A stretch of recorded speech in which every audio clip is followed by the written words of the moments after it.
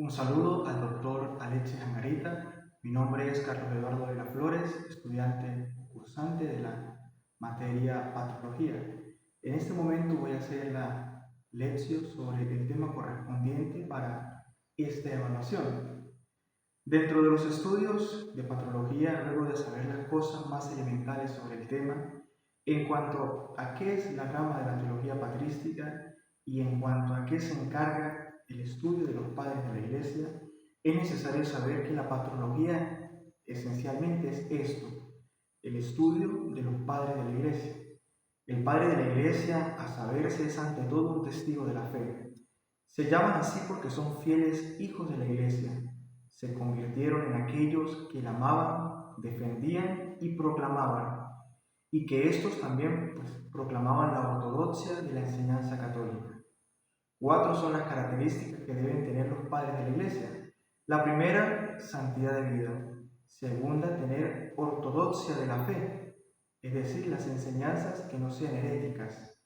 La vida de los padres se convierte en regula fidei. Y la tercera es el reconocimiento eclesial, es decir, el censum fidelium. Y como cuarta característica es pertenecer a la época antigua, que está compuesta del siglo I al siglo IV, a saberse, iniciando con Isidoro de Sevilla y concluyendo con San Juan Damasceno. Pero, además de estos conceptos básicos, el estudio de la patrología tiene como objeto de estudio conceptos más amplios, no solamente queda en esto, estos son los conceptos básicos, pero que en un estudio de conceptos más amplios que abarcan mucho más contenidos que estos mencionados anteriormente como básicos. En esta breve lección hay 2 puntos a tocar, correspondientes al material indicado. El primer punto es sobre la literatura monástica. Este se encuentra en el apartado 2, que es titulado Literatura monástica, de la tercera parte del libro de estudio Manual de Patrología de Dorner. Este apartado se encuentra al final de la tercera parte, referida a la literatura de la floreciente Iglesia Imperial, desde comienzo del siglo IV hasta el año 430. Entonces iniciamos este recorrido monástico con Evagrio Póntico, quien nació en el 345 en Íbora, en el Ponto.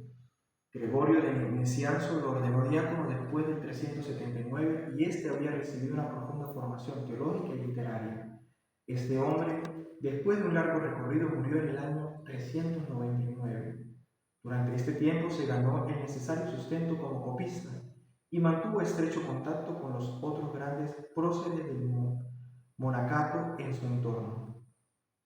También contando con Ammonio, uno de los 4 hermanos largos, que tuvieron que ver con Juan Crisóstomo en la primera fase de la controversia origenítica. Con todo, la influencia determinante y permanente de Evagrio es acreedora de gran aprecio, pues él fue el primero que consignó por escrito la espiritualidad del anacoretismo, compuesto por un griego que significa retirarse, y contribuyó a que el monacato egipcio se convirtiera en modelo para todo el mundo cristiano del siglo IV. Por eso muchas de sus obras se han conservado en traducciones orientales y también latinas. La historia, da a conocer como Mona Shorun in Egipto, transmitida por Rufino, la historia lausiaca de Palladio, que vivió 10 años con él. También el opus de Evagrio consta esencialmente de 2 géneros: comentarios bíblicos que rinden tributo al método exegético, alegórico, origenista y escritos ascéticos y monásticos. Luego encontramos a Simeón de Mesopotamia, conocido como Macario. Macario es más o menos de la misma época de Evagrio y actuó un segundo escritor, o fue actuando como un segundo escritor monástico importante en el otro centro monácato primitivo, en Asia Menor, más concretamente en Mesopotamia. Macario fue discípulo de Gran Antonio y fundador de comunidades monásticas en el desierto de Etzeli. De sus escritos podemos concluir que él fue un griego culto y que vivió con su comunidad monástica en la parte superior de Éufrates. Macario fue contemporáneo con grandes capadocios y actuó del 380 y antes del 426. pues en ese año fue condenado el Asketicón. Los escritos se han transmitido en 4 grandes colecciones. 1 igual a B contiene 64 loquios, de los que el primero es llamada Carta Grande. El segundo consta de 50 homilías espirituales, el tercero de 43 homilías, de las que 28 se diferencian claramente de la colección segunda y 8 están también en la colección primera. Y esta cuarta parte de la colección contiene 26 loquios, todos ellos contenidos también en la colección primera. Posteriormente se encuentra Juan Cassiano, el tercer gran escritor monástico del siglo IV. Juan Cassiano, cuyo origen y biografía, por lo que se desprende de sus propias obras, se asemeja en parte a Rufino y Jerónimo y en parte a Epifanio de Constancia, Salamis. Este nació en el 360, en el seno de una acomodada familia cristiana. Recibió una esmerada formación clásica y dominaba en igual medida el griego y el latín.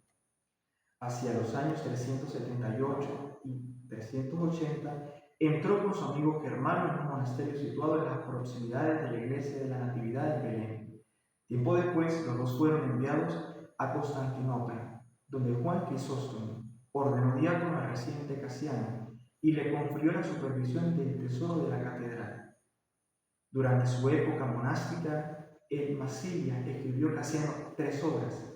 La primera es titulada Las Institutiones, la segunda, Las Conlationes, de Incarnatione Domini, contra Nestorio en el libro 7. Para explicar mejor estas obras, tenemos en primer lugar, como ya hemos indicado, Las Instituciones, que es la obra que en las ediciones modernas lleva el título de Las Instituciones. Fue escrita por Cassiano a instancia del obispo Castro, con A, de la Provenza en 419-426. Los libros del siglo I al IV se ocupan de la vestimenta monástica y los libros del X al XII tratan, siguiendo a Evagrio Póntico, los 8 pecados capitales. La segunda obra, Las Conlationes, tiene, las 24 conlationes, número que hace referencia a los 24 ancianos del Apocalipsis. Sigue como complemento y coronación a las instituciones. La obra consta de 3 partes, nacida a lo largo de varios años sucesivos. Del 1 al 10 está compuesta por los años 425 al 426. Del 10 al 17 en el año 427. Del 18 al 24 del año 428-429. Y los temas principales son, número 1, la meta de la vida monástica. En el capítulo 4, carne y espíritu. En el quinto, los 8 pecados capitales. Del 7 al 8, la lucha espiritual. El 9 y el 10 sobre la oración. El 11 sobre la perfección. El 12 sobre la castidad. Y el 15, los carismas y milagros, concluyendo con el 16, con el 21, la libertad interior, y el 23, sobre las tentaciones de la carne. Y el tercero es la teología espiritual, en consonancia con su propio historial y con su declarada intención. Cassiano traslada a la parte occidental de la Iglesia la espiritualidad del modelo, lo que es el monasterio oriental, especialmente del egipcio, no como sistema conceptual cerrado, sino como fruto de la experiencia vital. En el tercer apartado encontramos la vida e historia de los santos, que durante sus 3 primeros siglos la Iglesia veneró como santos solo a mártires. De ahí que la literatura hagiográfica de esa época constara de actas de pasiones de mártires y de sermones con motivo de su conmemoración litúrgica. Ya para los siglos II y III comenzaron a despuntar en el plano teológico, y en el siglo IV se amplió el concepto de martirio a otras 2 formas, de padecimiento o de cristianismo ejemplar. Los confesores que habían padecido por el nombre de Cristo hasta llegar a morir. Algunos de ellos fueron la vida de Antonio, de Atanasio, la vida de Pablo de Tebas, así como de Malco e Hilarión, de Jerónimo, como otros conocidos de Gregorio de Nisa, entre otros muchos testimonios. En el cuarto apartado se tiene el itinerarios, que en todas las épocas los cristianos han visitado en sus viajes también venerables lugares de su fe. Pero la peregrinación cristiana propiamente dicha y sus testimonios literarios nacieron propiamente en el siglo IV. Los autores de todos los itinerarios conservados procedían de tierras lejanas, informaban a los que vivían lejos del lugar de peregrinaciones y ponían en sus manos una descripción del camino. Por su parte, ellos decían un día ponerse en camino. Hay referencia de dos grandes lugares, en dos periodos separados, referidos a Jerusalén y referidos a Palestina. Entre ellos se menciona de manera especial el itinerario de Eyeriel, que en el relato de peregrinación más famoso y más importante, a pesar de haberse conservado solo en parte, viene de la pluma de una de las pocas autoras de la historia de la literatura patrística. Esta obra tiene 49 capítulos y se dividen en dos grandes partes. La primera parte es del capítulo 1 al 23, que trata sobre el relato cronológico del viaje, y los capítulos del 24 al 49 pues son una presentación detallada de la liturgia de Jerusalén y de sus lugares de celebración, que junto con el leccionario arménico representa la fuente más importante de la historia de su liturgia.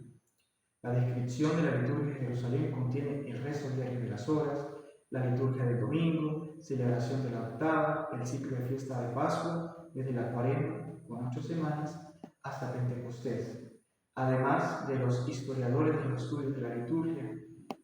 Estos han prestado atención al itinerario Eyeriel sobre los filólogos, porque esta obra utiliza un latín no moderado por las reglas clásicas, sino que trata por ello de un latín declaradamente vulgar. Ahora, dejando el tema monástico, llegamos al capítulo 9 del libro al inicio mencionado, cuyo tema único y central es Agustín de Hipona. Sin embargo, antes de iniciar es necesario decir que en esta lección no se abarca a Agustín en todo su correspondiente, sino que será más que todo la biografía la que nos permitirá conocerlo. Para esto, o para conocerlo más, en otro estudio se puede avanzar sobre sus obras y sobre sus pensamientos. Por tanto, sin más, Agustín, a diferencia de los papas León y Gregorio, no llevó el título honorífico de mando. Es indudable que sigue siendo el padre de la Iglesia occidental más importante e influyente, como dije, sin importar que no haya tenido este título honorífico. No solo sus confesiones han fascinado de modo invariable a lo largo de los siglos, sino que el diseño global de su teología no conoció duda ni competencia hasta la llegada de Tomás de Aquino. Mientras que todos los demás padres de la Iglesia pueden ser clasificados en unidades superiores a ellos, la persona de Agustín representa en la Iglesia occidental la fuerza que recogió todas las preocupaciones eclesiales y teológicas de su tiempo y determinó propiamente su rumbo en la época correspondiente. Como bien sabido, las 3 primeras décadas de la vida de Agustín dejaron constancia de sus grandes talentos, pero nada hacía sospechar entonces el lugar que llegaría a ocupar en la historia universal. A la edad de los 33 años recibió el bautismo en la noche de Pascua del año 387 en Milán. Luego de eso dejó atrás su vida polifacética para dar forma literaria en sus mundialmente famosas confesiones. Posteriormente, los diálogos escritos en Casiano, las cartas y sermones completan esas noticias principalmente para sus años de vida posterior a la conversión de Agustín de Hipona. Ahora veremos la vida de Agustín desde su juventud hasta su conversión y la estructuraremos en 4 partes. La primera es la juventud y formación, donde Agustín nació el 13 de noviembre del año 354 en la ciudad de Tagaste, hoy ubicada en Argelia. Su padre era consejero municipal romano, no cristiano, pero su madre Mónica sí era cristiana ferviente.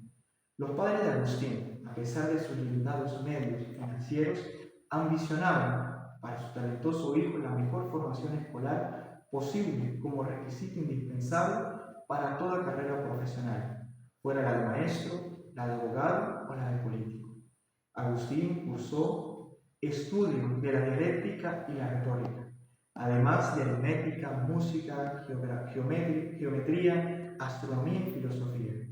Cuando estaba a punto de cumplir los 16 años, Agustín hubo de regresar a casa y pasar un año de ocio obligatorio porque sus padres tuvieron que reunir primero los medios financieros para sufragar los estudios de Agustín, que deberían ser más prolongados. En ese tiempo despertó en Agustín la sexualidad. Aquí su padre deseaba alegremente tener nietos, a ver la conducta y el comportamiento de su hijo. Pero era inevitable que Agustín también se juntara con otros jóvenes y todos juntos hicieran fechorías. En un segundo momento se tiene la búsqueda en Agustín de la verdad filosófica, la verdadera filosofía. Y se tiene en cuanto a padre de familia y el maniqueo.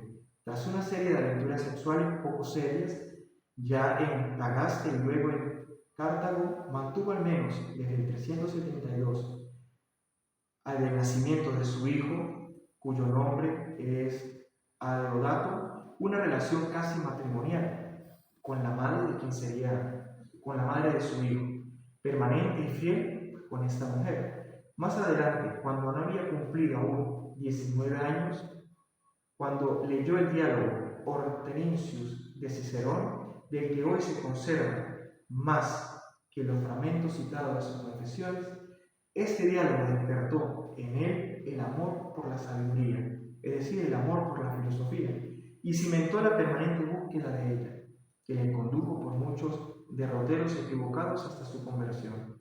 Agustín tenía como verdadera filosofía todo lo antiguo, es decir, consideraba el pensamiento antiguo como la verdadera filosofía, pero por su formación vinculó de modo espontáneo su recién encontrado amor por la sabiduría con la cuestión acerca de Cristo. Por eso se entregó a la lectura completa de la Biblia, pero que lamentablemente le defraudó profundamente a causa del carácter bárbaro de las historias del Antiguo Testamento, y sobre todo por su estilo pedregoso en comparación con Cicerón. Eso lo llevó al maniqueísmo, pero su madre Mónica supuso un choque espantoso, ya que era cristiana ferviente. Ella no quería tener relación con un hereje, y mucho menos que este hereje fuera su hijo. Posteriormente a ello, sufrió la muerte de su íntimo amigo, y luego Agustín tenía ya 29 años y resultó ser una frasista sin sustancia que tampoco supo responder a ninguna de las preguntas de Agustín. Con todo esto, Agustín no rompió aún públicamente con el maniqueísmo, sino que se la arregló para que sus amigos le recomendaran en Roma, donde esperaba que las cosas le fueran mejor y sobre todo consiguiera alumnos más complacientes. En el tercer punto de este apartado sobre San Agustín de Hipona, el profesor de retórica en Roma y en Milán, escéptico y platónico, cuya experiencia lo llevaría por un mar de experiencias, que al final, abriendo la Biblia, luego de haber recorrido todo este proceso, encontraría un pasaje de San Pablo, específicamente de la carta a los Romanos, capítulo 13, verso 3 en adelante, el cual dice lo siguiente: comportémonos con el decoro propio de quien vive en pleno día, nada de orgías ni borracheras, nada de lujuria ni desenfreno, nada de contiendas ni envidias. Al contrario, revestido de Jesucristo el Señor, y no fomentéis las desordenadas apetencias de la humana naturaleza. Luego, el cuarto punto es la filosofía y el cristianismo, donde la pregunta acerca de qué libros platónicos conoció Agustín en concreto, sobre la influencia que ellos ejercieron en su pensamiento y sobre si él se convirtió antes al platonismo o a la Iglesia Católica, pues esto ha ocupado muchos objetos estudiosos. El cristianismo del siglo IV estuvo marcado por el platonismo y para Agustín en la búsqueda de la verdad, que como ya hemos indicado incluía la búsqueda del Cristo, filosofía y cristianismo no se presentan como alternativas, sino siempre como unidad. Luego de la conversión de Agustín, se produjo el bautismo y la ordenación sacerdotal, pero ahora esa vida se convertía en Christiane Vitae Optimum, caracterizado por la oración, los diálogos, la lectura de la Biblia y la actividad literaria. Al final de las vacaciones de Agustín, este dimitió de su cargo de rector y a principios del año 383 regresó a Milán para apuntarse como candidato al bautismo. Más adelante, Agustín evitaba ir a comunidades donde no hubiera obispo, pero en enero del año 391 se desplazó a Hippo Regius para fundar allí una comunidad monástica. Allí se sentía seguro porque la diócesis era gobernada por el obispo Valerio. Sin embargo, en una celebración litúrgica expuso a toda la comunidad la necesidad de contar con un sacerdote, y la comunidad señaló espontáneamente su elección por Agustín. Este rompió a llorar por los grandes riesgos del ministerio episcopal que futuramente le vendría. Finalmente, Agustín pronunció su primer sermón luego de un proceso de formación teológica que había pedido y al cual se le fue concedido, pues este sermón fue pronunciado el 15 de marzo del año 391. Aunque no se sabe la fecha exacta de su ordenación, debió tener lugar a final del año 390 o a principios del 391. Con el pasar del tiempo, Agustín llegó al episcopado. Finalmente, Agustín tuvo que enfrentar controversias en cuanto a la sociedad y a los temas, y también presentar su teología. Entre ellas se tenía el maniqueísmo en cuanto a las controversias, el donatismo en cuanto a la cristología y la doctrina de los sacramentos como lo dije ya, de los sacramentos, sobre el pelagianismo, que es la doctrina de la gracia, y predestinación, también el arianismo y el leporio, un caso de prenestorianismo. Ya luego, a la edad de 72 años, Agustín, a fin de prevenir todo el litigio después de su muerte, se decidió que el 26 de septiembre del año 426 se eligiera un coadjutor en una asamblea pública en la que estaban presentes otros obispos, el clero y el pueblo de Hipona.